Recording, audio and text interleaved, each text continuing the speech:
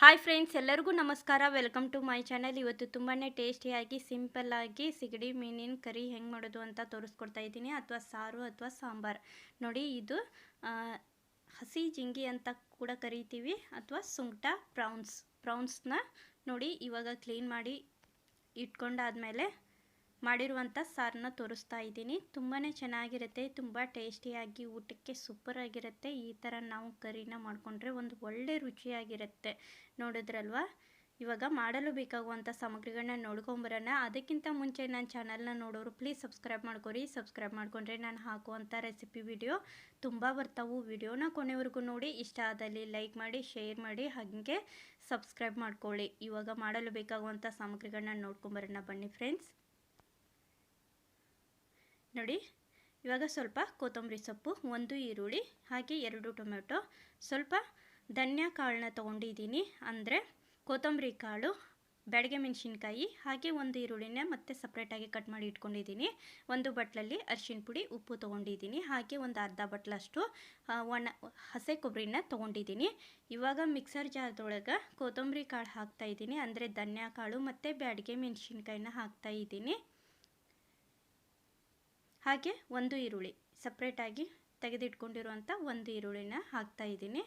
ಇವಾಗ ಉಪ್ಪು ಮತ್ತು ಅರಿಶಿನ ಪುಡಿ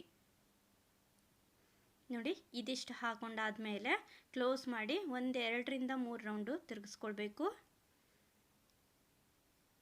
ತುಂಬಾ ಈಸಿಯಾಗಿ ತುಂಬ ಟೇಸ್ಟಿಯಾಗಿ ಸೂಪರಾಗಿರುತ್ತೆ ನೋಡಿ. ಇವಾಗ ತಿರುಗಿಸ್ಕೊಂಡಾದ್ಮೇಲೆ ಇದಿಷ್ಟು ಸಣ್ಣ ಆಗಿರುತ್ತೆ. ಇವಾಗ ಹಸೆ ತೆಂಗಿನಕಾಯಿನ ಹಾಕ್ತಾಯಿದ್ದೀನಿ.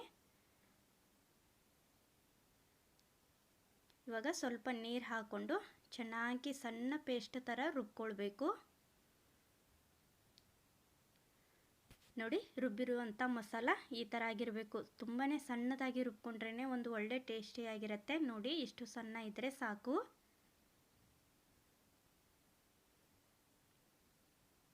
ಇವಾಗ ಒಂದು ಬಾಣಲೆನ ಇಟ್ಕೊಂಡಿದ್ದೆ ಕಾಯ್ಲಿಕ್ಕೆ ಮೊದಲೇ. ಒಂದು ಚಮಚದಷ್ಟು ಒಗ್ಗರಣೆಗೆ ಎಣ್ಣೆ ಹಾಕಿ ಕಾಯ್ಲಿಕ್ಕೆ ಇಟ್ಕೊಂಡಿದ್ದೆ. ಎಣ್ಣೆ ಚೆನ್ನಾಗಿ ಕಾದಿದೆ. ಇವಾಗ ಈರುಳ್ಳಿ ಹಾಕ್ತಾಯಿದ್ದೀನಿ. ಒಂದು ಈರುಳ್ಳಿ, 2 ಟೊಮೆಟೊನ ಈ ಥರ ಸಣ್ಣದಾಗಿ ಕಟ್ ಮಾಡಿಕೊಂಡು ಹಾಕ್ಕೊಳ್ಳಿ.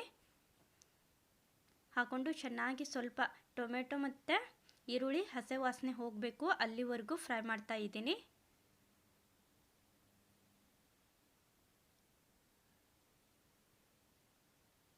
ನೋಡಿ, ಸ್ವಲ್ಪ ಬೆಂದಿರಬೇಕು ಟೊಮೆಟೊದು, ಅಲ್ಲಿವರೆಗೂ ಸ್ವಲ್ಪ ಫ್ರೈ ಮಾಡ್ಕೊಳ್ಳಿ. ಇವಾಗ ಕೊತ್ತಂಬರಿ ಸೊಪ್ಪು ಸ್ವಲ್ಪ ಹಾಕ್ತಾಯಿದ್ದೀನಿ.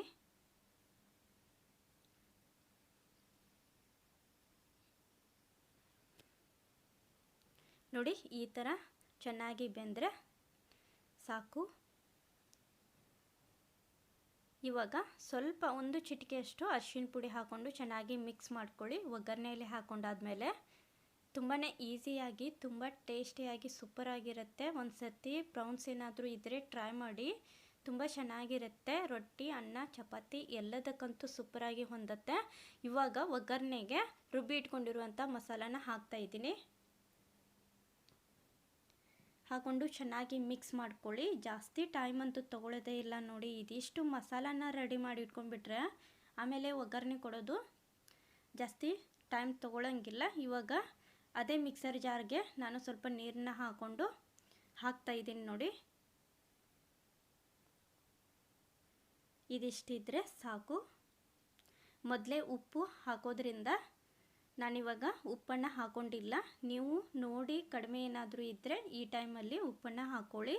ನಂತರ ಚೆನ್ನಾಗಿ ಒಂದು 10 ನಿಮಿಷ ಕುದಿಸ್ಕೊಳ್ಳಿ.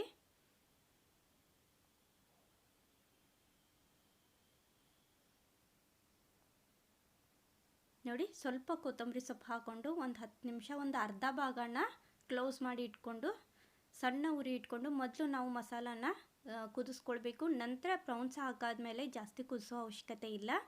ನೋಡಿ, ಈ ಥರ 10 ನಿಮಿಷ ಕುದಿಸ್ಕೊಂಡಾದ್ಮೇಲೆ ಇಲ್ಲಿ ಕ್ಲೀನ್ ಮಾಡಿ ಇಟ್ಕೊಂಡಿರುವಂಥ ಪ್ರೌನ್ಸ್ ಹಾಕ್ತಾಯಿದ್ದೀನಿ. ಸ್ಮಾಲ್ ಪ್ರೌನ್ಸ್ ನೋಡಿ, ಇದಿಷ್ಟು ಪ್ರೌನ್ಸ್ನ ಹಾಕ್ಕೊಂಡು ಮತ್ತೆ 5 ನಿಮಿಷ ಕುದಿಸ್ಕೊಂಡ್ರೆ ಸಾಕು. ಜಾಸ್ತಿ ಪ್ರೌನ್ಸ್ ಹಾಕಾದ್ಮೇಲೆ ಕುದಿಸೋ ಅವಶ್ಯಕತೆ ಇಲ್ಲ. ಒಂದು 5 ನಿಮಿಷ ಕುದಿಸ್ಕೊಂಡ್ರೆ ಸಾಕು. ತುಂಬಾ ಟೇಸ್ಟಿಯಾಗಿ ಸಿಂಪಲ್ಲಾಗಿ ತುಂಬ ಬೇಗನೆ ಆಗಿಬಿಡತ್ತೆ. ನೋಡಿ ಈ ಥರ ಚೆನ್ನಾಗಿ ಪ್ರೌನ್ಸ್ ಹಾಕ್ಕೊಂಡು ಮಿಕ್ಸ್ ಮಾಡಿಕೊಂಡು ಒಂದು 5 ನಿಮಿಷ ಕುದಿಸ್ಕೊಂಡಾದ್ಮೇಲೆ ಆಯಿತು. ತುಂಬಾ ಚೆನ್ನಾಗಿರುವಂಥ ಟೇಸ್ಟಿಯಾಗಿರುವಂಥ ಪ್ರೌನ್ಸ್ ಕರಿ ರೆಡಿ ಆಗುತ್ತೆ. ಕರಿ ಅಥವಾ ಸಾರು ಸಾಂಬಾರು.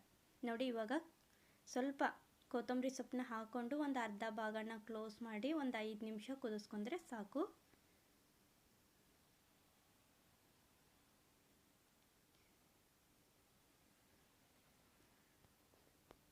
ನೋಡಿದ್ರಲ್ವ, simple recipe.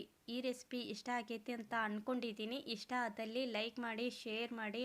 ಹಾಗೆ ನೀವು ಒಂದು ಸರ್ತಿ ಪ್ರೌನ್ಸ್ ಏನಾದರೂ ಇದ್ದರೆ ಟ್ರೈ ಮಾಡಿ. ತುಂಬಾ ಚೆನ್ನಾಗಿರುತ್ತೆ, ತುಂಬ ಟೇಸ್ಟಿ ಆಗಿರುತ್ತೆ. ನೋಡಿದ್ರಲ್ವ. Thank you. Bye friends, bye.